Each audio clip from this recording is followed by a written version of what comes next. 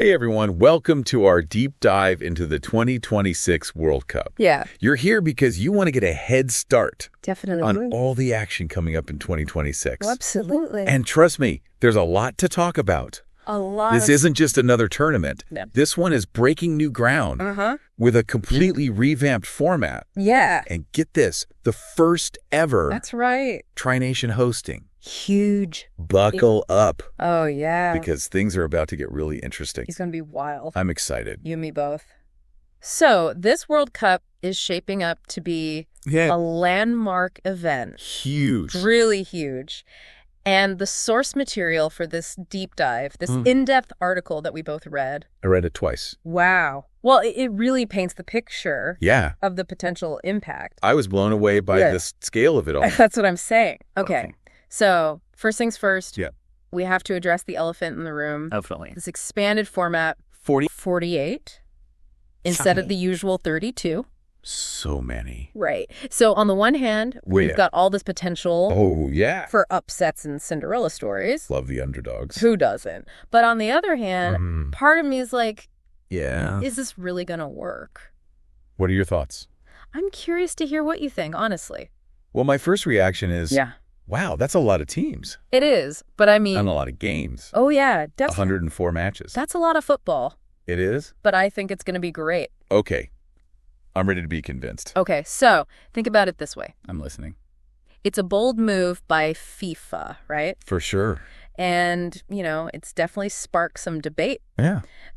Some people are calling it the end of the World Cup as we know it. Oh, come on. I know. So dramatic. It's the purists, you know? Ah, the purists. They're worried about diluting the quality of the games. Yeah, I can understand that. They think adding more teams... Right? might mean more mismatches, less competitive game. Okay, I see their point. Yeah, but I also see FIFA's point, right? What's their point? They want to make the tournament more inclusive. Yeah, more global. Exactly. More countries participating means more fans engaged. It's good for business. And it just brings more global excitement to the sport. It's true. And think about this. Yeah. This opens the door for countries who might never have dreamed of making it to the World Cup. Like, never in a million years. They finally have their shot. That's incredible. Talk about inspiring. It's inspiring. A whole new generation of players and fans. I love it. This is going to be a World Cup like no other. I'm starting to see it. And remember, 104 matches. I'm never going to leave my couch. I know, right? It's going to be awesome. It's going to be amazing. So how does this new format even work? All right. So get this. Instead of the typical group stage, 4 teams per group, they're doing 16 groups of 3. 16 groups 3. 16 groups of 3. Wow. And the top 2 teams from each group advance. Okay, that makes sense. So basically, every single match matters even more now. So much pressure. The stakes are higher. I can't even imagine. I know. It's going to be wild. No room for error. Absolutely not. It'll be fascinating to see. I agree. How this impacts the team strategies. Oh, for sure. Do you think coaches will approach these group stage matches differently now? 100%. Knowing that one slip up? Could mean going home early. Heartbreak. I think we'll see much more aggressive play. Taking more risks. Calculated risks, for sure. Right from the start. Right out of the gate. Every goal point. Gershel. Imagine the pressure. I can picture it now. It's going to be electric. All right, so speaking of new and exciting, let's move on. This unprecedented Tri-Nation hosting situation. Never been done before. The U.S., Canada, and Mexico. All coming together. To put on this massive event. It's huge. Why this approach? And what are the implications? Good question. Well, this is where it gets really fascinating. Hit me with it. So it's all part of FIFA's vision to globalize the sport. Okay. Showcase this idea of unity through football. Unity through football. Yeah, I mean, think about it. Each host nation brings its own distinct flavor to the table. I like it. So you've got the U.S. Of course. With its, state-of-the-art stadium. They get some great venues. Passionate fan base. Growing all the time. And a real ambition to solidify its status. As a football powerhouse. And the final being held at MetLife Stadium in New Jersey. Oh, wow. Talk about a statement. I can only imagine. Oh, the energy in that stadium. Goosebumps. Right. And then you've got Canada. First time hosting, right? For the Men's World Cup, yes. Huge moment for them. This is a huge opportunity for Canada. Yeah. To showcase their growing passion for the sport. Absolutely. As well as their vibrant, multicultural identity. They got some awesome host cities lined up. Toronto. Vancouver. I think they're going to put on quite a show. It's amazing to see how the sport is gaining momentum here. In North America. Yeah. It's incredible, right? I love it. And of course, we can't forget about Mexico. The heart and soul of football. A country with football in its soul. They've got that passion. Unmatched passion and flair. It's in their blood. And they're hosting for the third time? Wow, that's amazing. They know what they're doing. They're pros. And the legendary Estadio Azteca.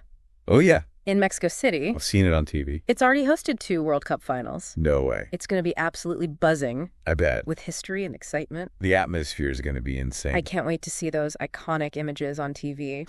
Me too. So we've talked about the expanded format. Yeah, 48 teams. And the Tri-Nation hosting. The U.S., Canada, Mexico. All of which points to FIFA wanting to create a legacy.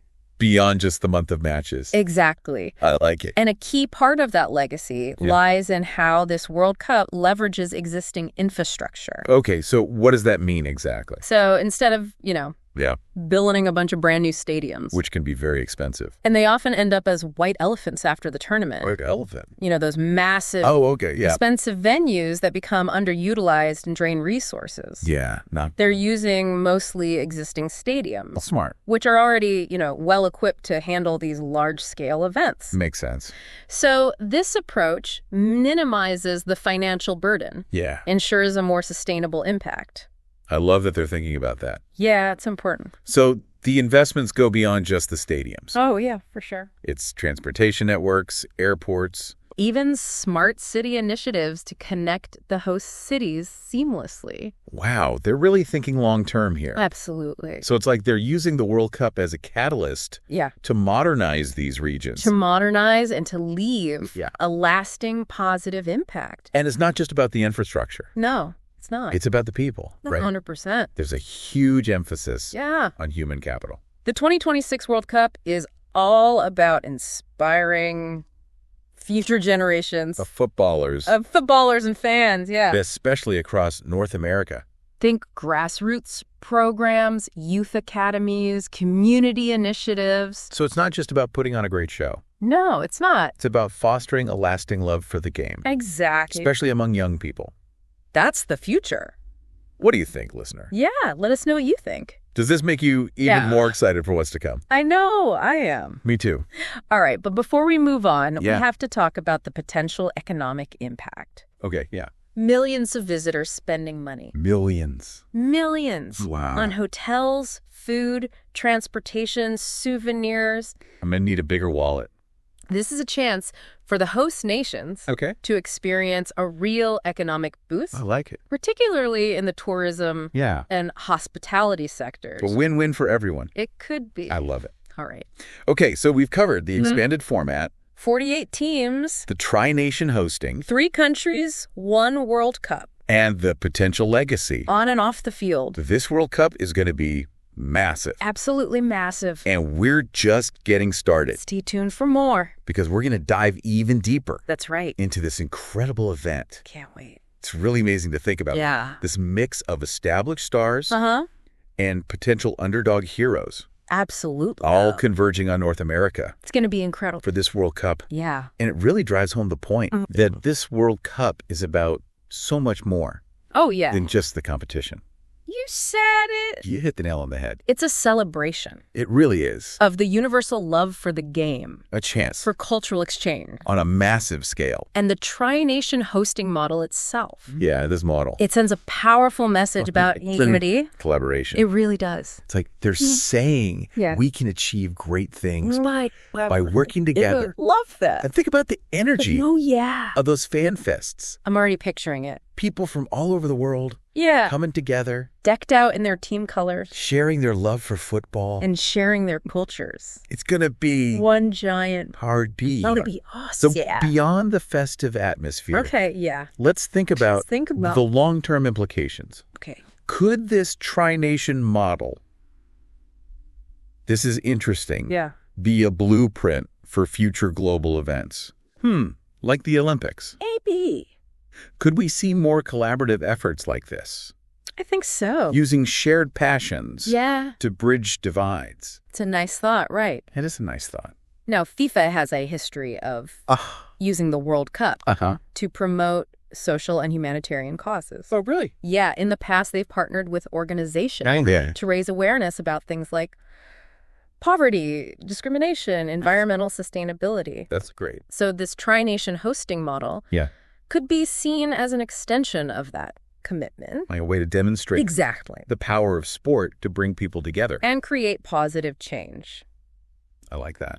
But it's important to acknowledge... Acknowledge what? That hosting a mega event like this, it's not without its challenges. Yeah, for sure. There are concerns about the environmental impact. Of course. The potential for displacement of communities. That's very true. And the need for transparency. And how the funds are being managed. Exactly. These are all important issues. So it's crucial for FIFA and the host nations to address these concerns head on. Definitely. And ensure that the tournament benefits everyone involved. Not just a select few. Right. They need to make sure this World Cup leaves a positive legacy. Agreed. Not just for the sport. But for the communities hosting the games. It's about finding that balance. Balance between celebrating the joy of the game. The excitement, the passion. And being mindful. Of the impact on the environment. And people. And the people. Who call these host cities home. We can't forget about them. Now, speaking of the game itself. Yes, let's talk about the actual football. The expanded format.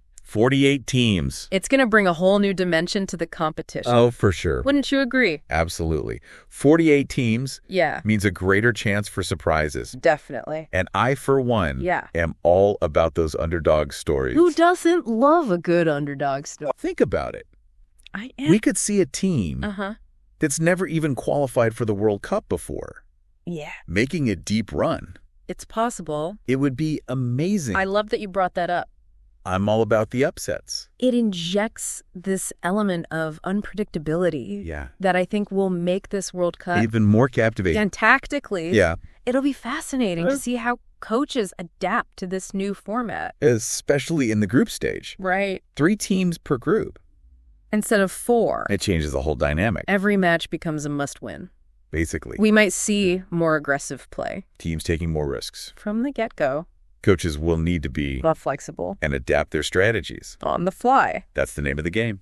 Speaking of adapting on the fly, okay. What about the role of technology? Oh, yeah. Technology is everywhere. It's playing an increasingly important part in football. From data analytics to virtual reality training. How do you see technology shaping the 2026 World Cup? Technology is going to be huge. I agree. We're already seeing teams using data analytics to analyze opponents, scout players, even make real-time adjustments during matches. So during the game? During the game. They're looking at data? Imagine coaches getting instant feedback. On what? Player performance or identifying weaknesses, the opponent's formation. It's like having a supercomputer on the sidelines. That's a great way to put it. And for us fans watching at home, technology is going to enhance the viewing experience. In ways we can't even imagine yet. Oh, I'm excited for that. Think interactive replays, multiple camera angles. I love it. Even personalized stats feeds. So cool. We'll be able to dissect the game. Like never before. But amidst all the tech and tactics, let's not lose sight of what? Of the heart of the game. Beautiful game. It's the passion, the raw emotion of the players. That truly captivates us. This World Cup, it's going to be a melting pot of cultures, languages, traditions. But at the end of the day, it's that shared love for the beautiful game. That connects us all. It's going to be an unforgettable experience. A global party. A chance to witness history in the making. And speaking of making history, let's talk about the potential economic impact. Right. The money this tournament could have on the host nations. It's a big deal. Hosting a mega event like the World Cup. Yeah. It comes with a hefty price tag. Of course. But it also presents some exciting opportunities. We're talking about billions of dollars. Billions injected into the economy. I knew it was big, but... Through tourism, infrastructure projects, and job creation. It's a massive investment. But hopefully one that pays off in the long run. I hope so, too. What are some of the key economic benefits that we can expect to see? Well, the most immediate impact will be felt in the tourism and hospitality sectors. Okay. Millions of fans. From all over the world. Traveling to the host cities. I can picture it now. Filling hotels, restaurants. And tourist attractions. This translates into increased revenue. For who? For local businesses. Yeah. A much-needed boost to the economy. I can already picture the streets buzzing with activity. Yeah. The stadium's packed. With passionate fans from all corners of the globe. It's going to be an incredible spectacle. Absolutely. So it's not just about, like...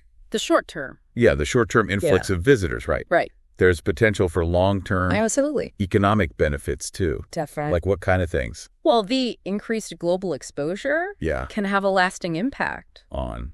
Tourism. Oh, okay. People who might never have considered... visiting? Yeah, visiting these host cities before, they'll suddenly have them on their radar. Because of the World Cup. Exactly. And this could lead to sustained growth in the tourism industry. Even after? Even after the final whistle blows. It's like planting a seed. I like that. That continues to grow long after the tournament's over. That's a great analogy. And then we've got those infrastructure improvements. Oh, yeah. We can't forget about those. That we talked about earlier. The upgraded transportation systems, renovated airports. Smart city initiatives. Those aren't just for the World Cup.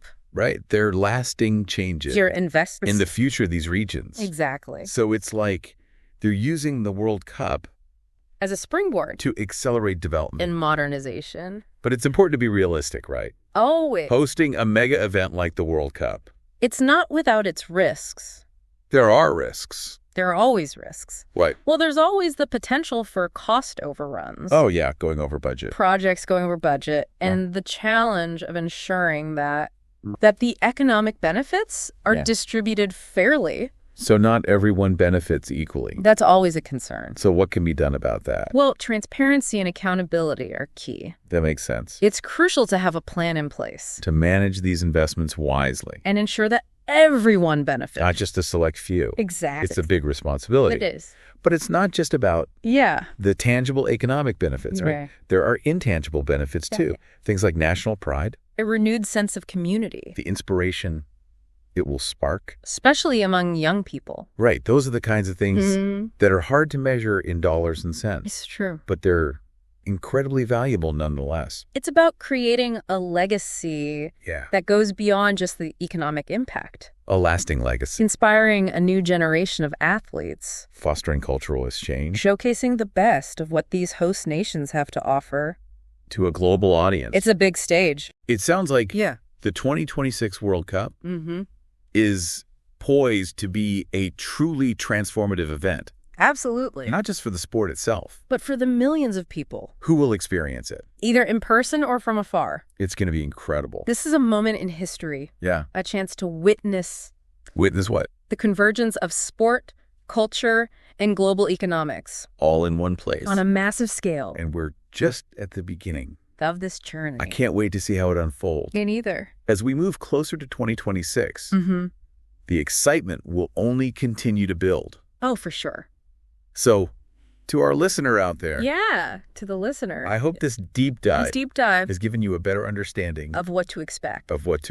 And why this World Cup is shaping up to be unlike any other. It's going to be amazing. Stay tuned. Yes, stay tuned. Because there are sure to be plenty more twists and turns along the way. Always. And who knows? Who knows? Maybe this tri-nation model will inspire other collaborative ventures that bring the world together. True. Shared passions. That would be amazing. Wouldn't it? This is just the beginning. Of a fascinating journey. We can't wait to see it all unfold. Me neither.